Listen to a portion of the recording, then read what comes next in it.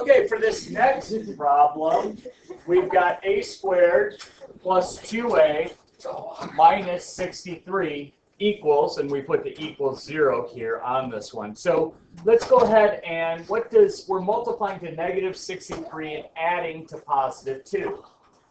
Okay, what multiplies to negative 63 but adds to 2? Brendan? 9 and negative 7.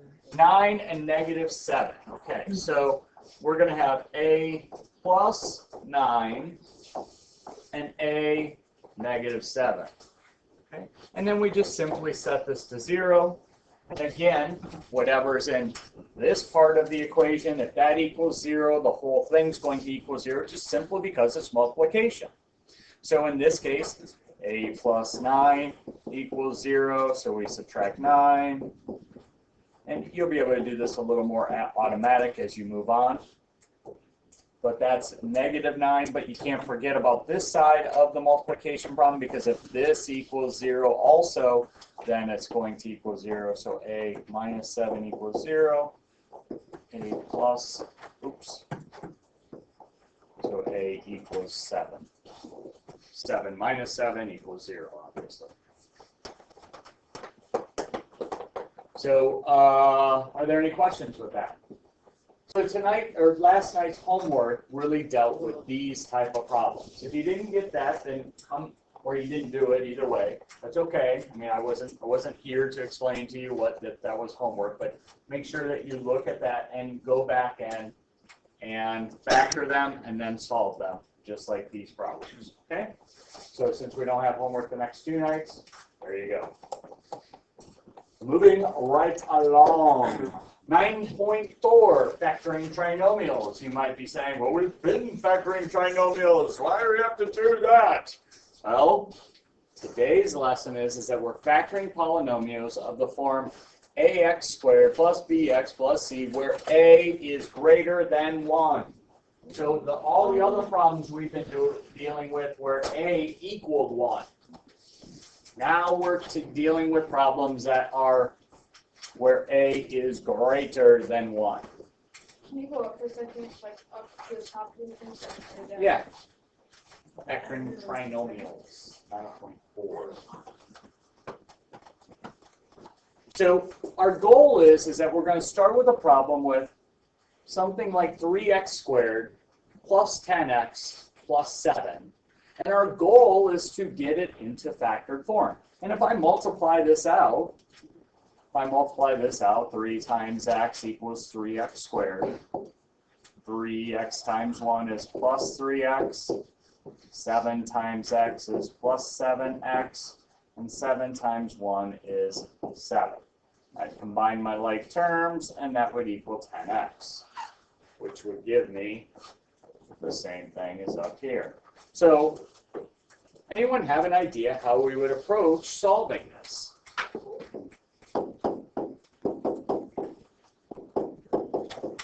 How do we go from here and we end up into our goal? Anyone have an idea?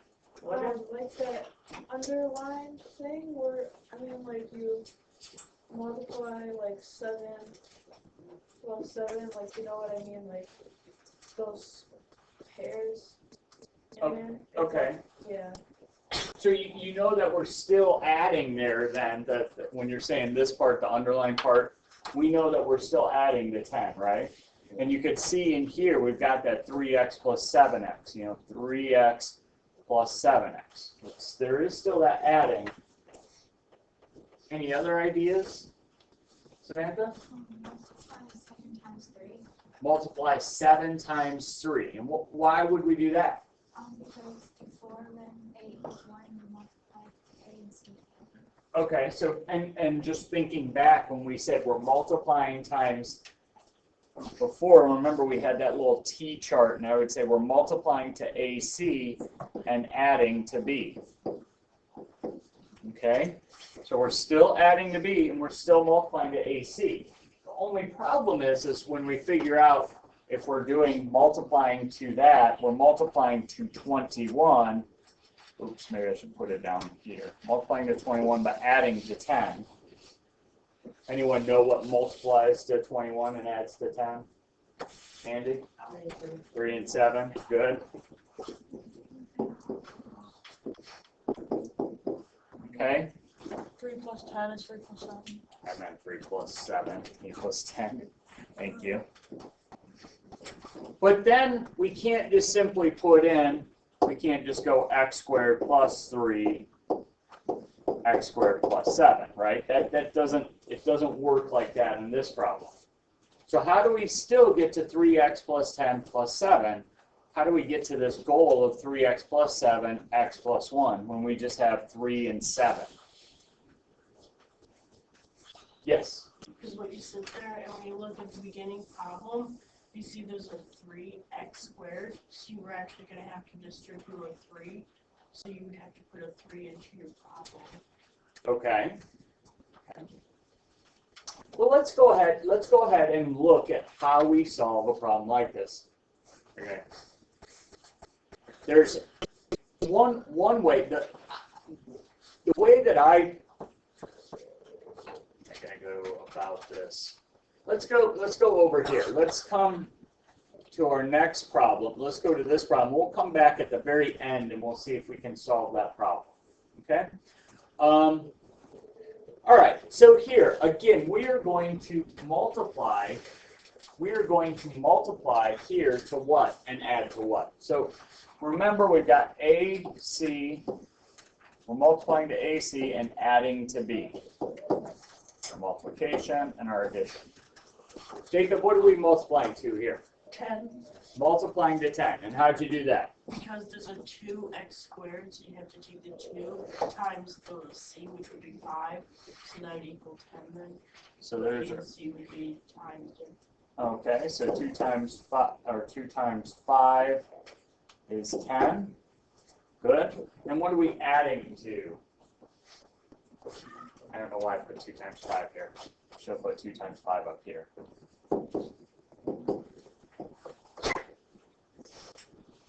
What are we adding to? Cool? 11. 11. Good. 11. This one goes to 11. Good. So 2 times 5 equals 10. And then we're adding to 11. So what multiplies to 10 and adds to 11? Multiplies to 10 and adds to 11. Austin? 1 and 10. 1 and 10. Good.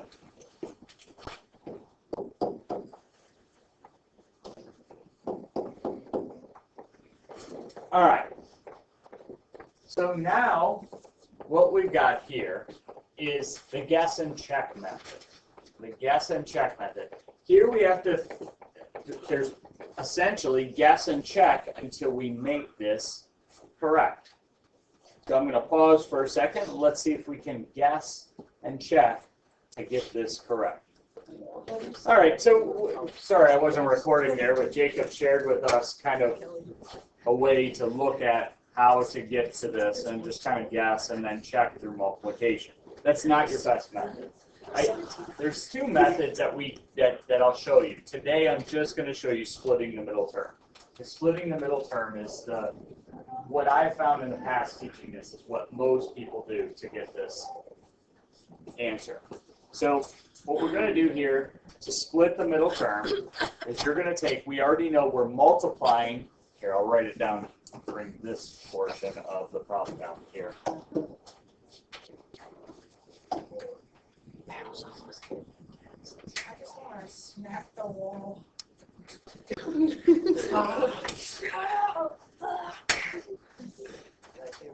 Okay.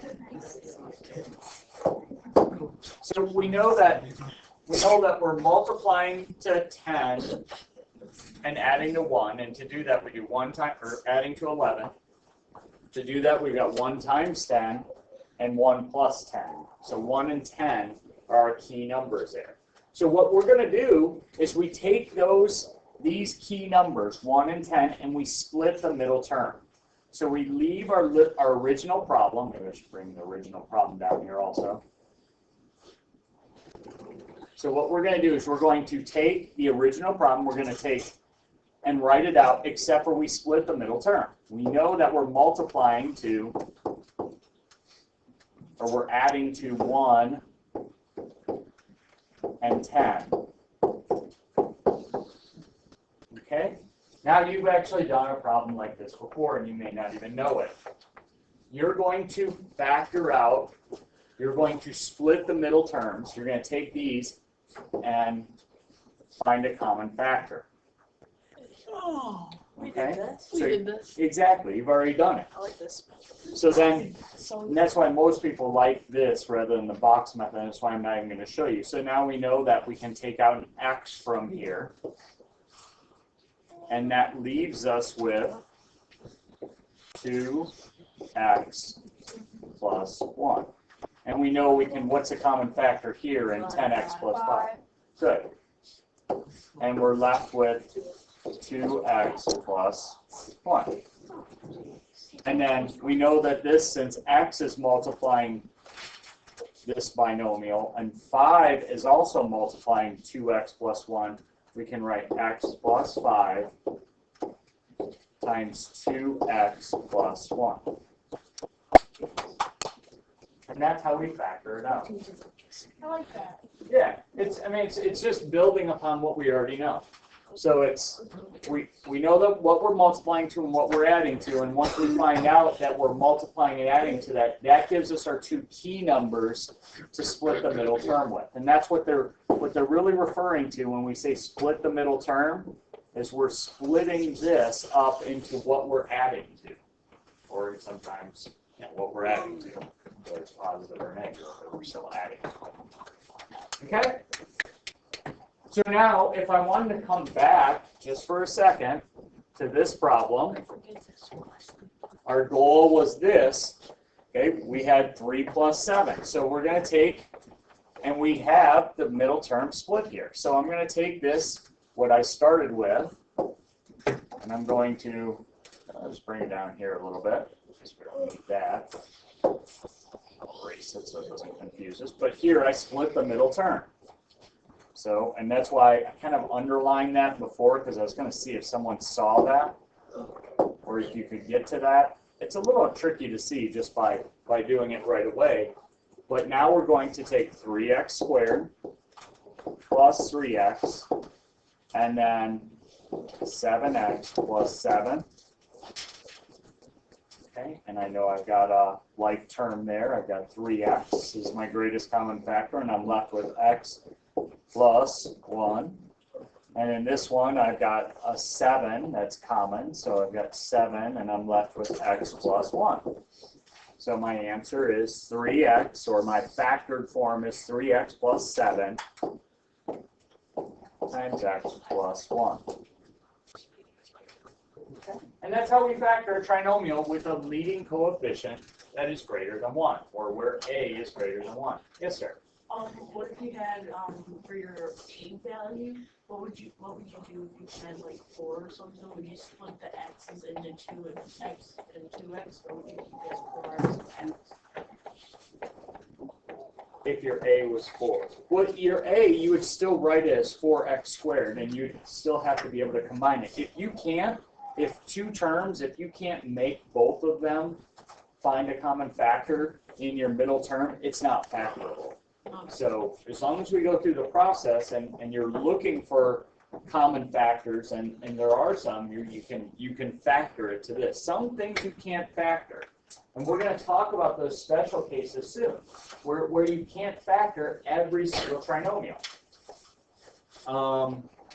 Many of them we can, but not all of them. So, okay. Well, let's go ahead, and I want you to first tell me. Let's just get rid of this guess and check. I don't really like the process of guessing unless you know it right away. You can see it in your head. If you can see it in your head, by all means, go ahead and guess and check. But make sure you check if you're using that method, because if you don't check, then you don't know for certain. But let's go ahead. What are we multiplying to, and what are we adding to here? What are we multiplying to, Olivia? 12. Nope. Not multiplying to 12. 3x and 12. 3x,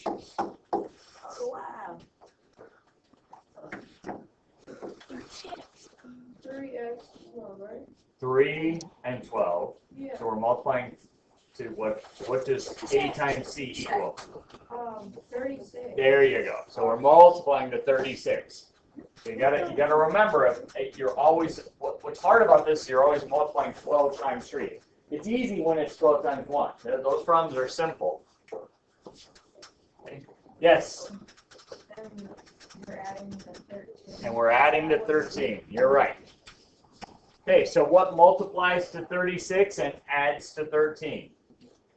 Brendan? 9 and 4. 9 and 4. I think you did that problem earlier, didn't you? I think that was you that gave us that. So 9 times 4 and 9 plus 4. Now, use that information to split the middle term and factor this. Okay, so if you are doing this at home, you would want to press pause at this time. If not, here we go. So, we are going to split the middle term of 9 and 4. So we're going to take, let's do this in green.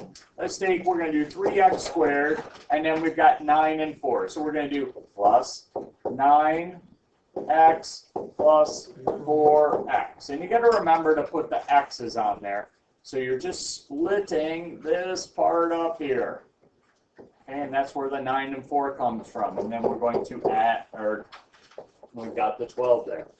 Now, in this problem, I could have flip-flopped the 9 and the 4. Okay, I mean, I could simply, I could have wrote it like this. Whoa. Whoa. What happened? I could have flip-flopped this 9 and 4. Okay, so I could have done, oh, I can't even remember how I read it. I can't remember how I read that problem. So it doesn't matter because here I've got the 9, there's a 3 and a 9 are in common. Or if I put the 4 first, let's just do 4x. And we'll split it this way. And what do I have in common in this? What do I have in common in this part of the term? Olivia. X, good.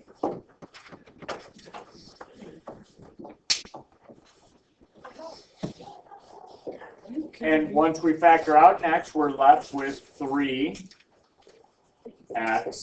plus 4. And then over here, I'm going to factor out, what's my common factor in 9x plus 12? What's my common factor in 9x plus 12? 3, right? And what am I left with? I take 3x plus 4. Now notice, we've got a 3x plus 4 and a 3x plus 4, so we've got x plus 3 times 3x plus 4.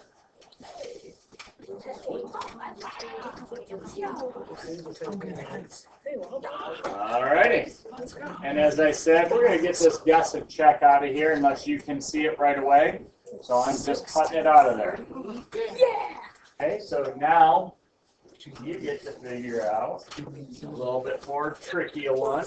And we will come back after the break to solve this problem. So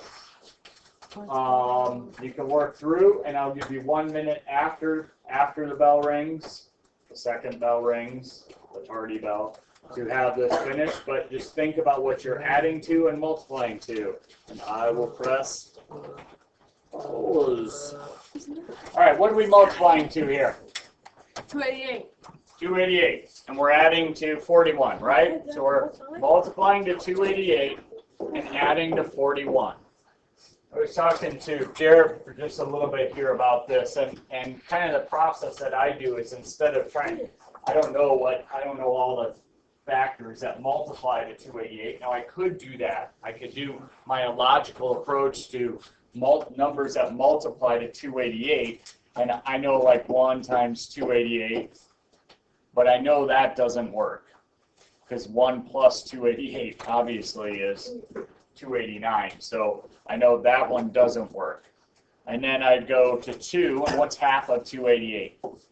144. 144. And 144 plus 2 obviously isn't going to work here. Now you could go about it that way, or you can do, you could go the other way. Oh, Come on. This is Windows 8. You could go the other way, and you can multiply. You can do all the factors that add up to this, like 1 plus 40.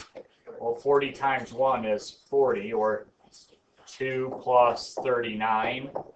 39 times 2 is, I don't know what, so we figure it out, but that's 30 times 2 is 60, 9 times 2 is 18, that's not going to be close to. So 3 plus 38, I know that equals 41, but that's 30 times 3 is 90, 8 times 3 is 24, 90 and 24 doesn't get me close to that. What about 4 and 37? So my calculator, what's 37 times 4? It's 120 and 28. That's still not going to be it there. We know 5 doesn't go into 288, so that's not going to be 1. It's 9. yes, So I mean, we could go through this process. So it's 9 plus 32. 32 times 9 equals 288. Yep. So those are two numbers right there. So you can see how you can either work with your factors of 288, or you can work with your what adds up to it. Okay? So in this case, I've got 6x squared, and then I split the middle term, 9x plus 32x plus 48. So I split that middle term, and I'm going to start with these two, and then I'll do these two. So 6x squared plus 9x. Riley, what do I have in common there? 3x. Good.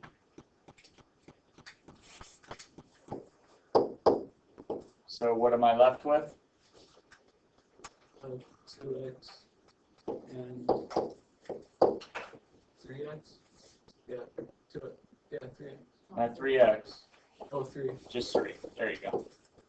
And then in my other term, I've got 32x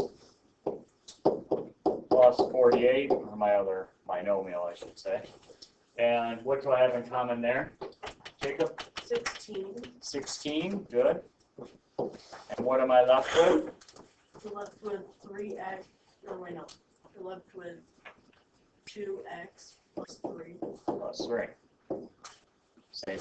So we've got 2x plus 3, 2x plus 3. So I am left with 3x plus 16 times 2x plus 3.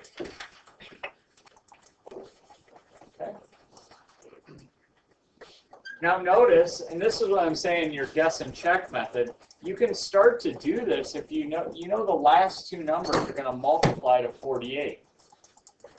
You know that those two are going to multiply to 48. So that's one way you can start to go about this problem. You can certainly try to guess and check. I really stress use the split the middle term to begin with. But if you want to guess and check, that's okay. Don't spend too much time. If it doesn't come right to you, then go to split the middle term. Okay, so let's go ahead and practice with one.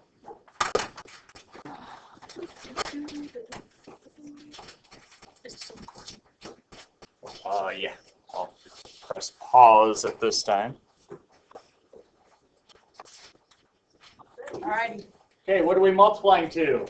Jaden, what are we multiplying to? We're multiplying to 60. 60, good. What are we adding to, Jasmine? Oh, adding 16. Adding to 16, good. And I don't know if you saw it, what two factors multiply to 60 and add to 16? I saw this one pretty quick. I don't know if you did, Jenna? 6 and 10, yeah. Some of them, they just pop into your head. Sometimes they don't, especially when they're easy multiplication facts. All right. So again, here we would take, and we're going to split our middle term. It really doesn't matter which one. You might have to rearrange it occasionally, but it doesn't matter which one you write first. Sort of flip-flop those, and they would still have something in common in both of them.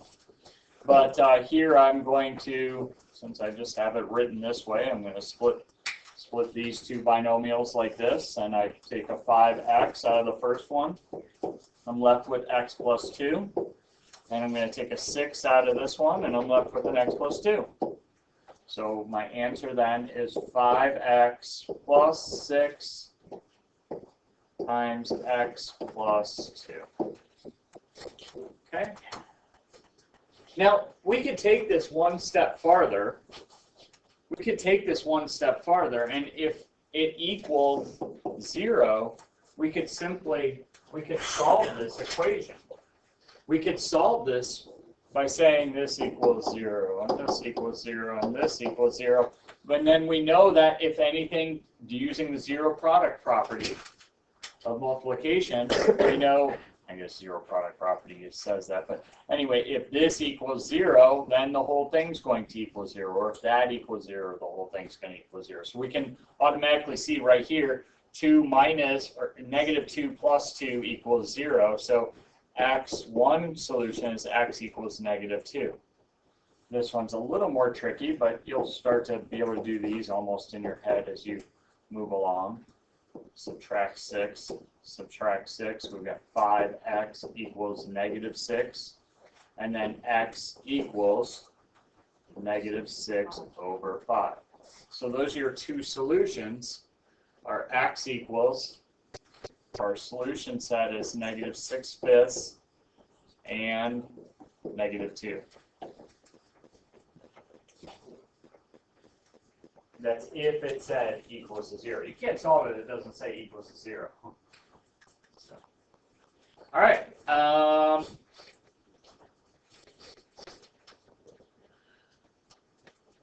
Practice one more. And we opt in.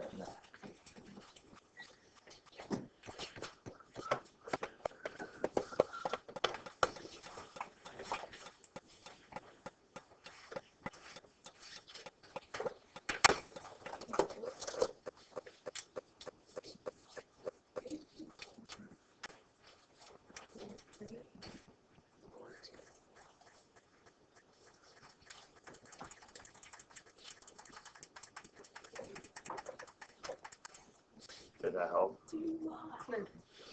Super clear.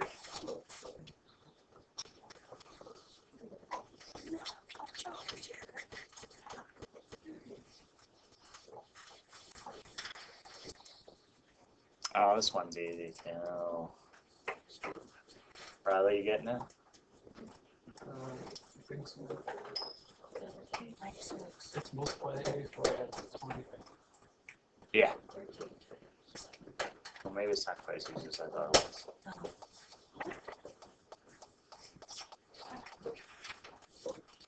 84 and adding. Yes! Well, we're just gonna go with demonstrations and stuff. Yeah, we have this word. Exactly. Volleyball is gonna ball over a net. Monkey cream. Okay, so we are multiplying here 2, 21 times 4, which is, we've got our A times our C, which is 84, and we're adding to 20. This is one where I don't know all my 84 facts, so I might start and looking at what adds to 20, and I do 1 plus 19.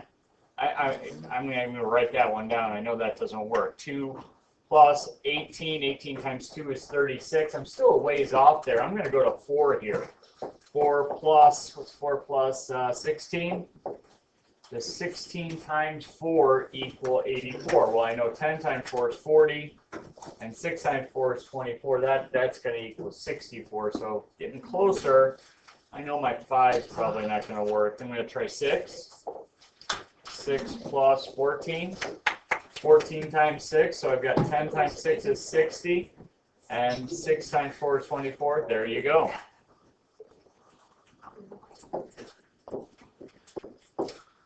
So then I split my middle term with that, so I've got 4x squared plus 6x, and 14x plus 21. 14x. So I've got in common here, I've got a 2x, which leaves me with x plus 3. And on this one, I've got a 7 in common, which leaves me with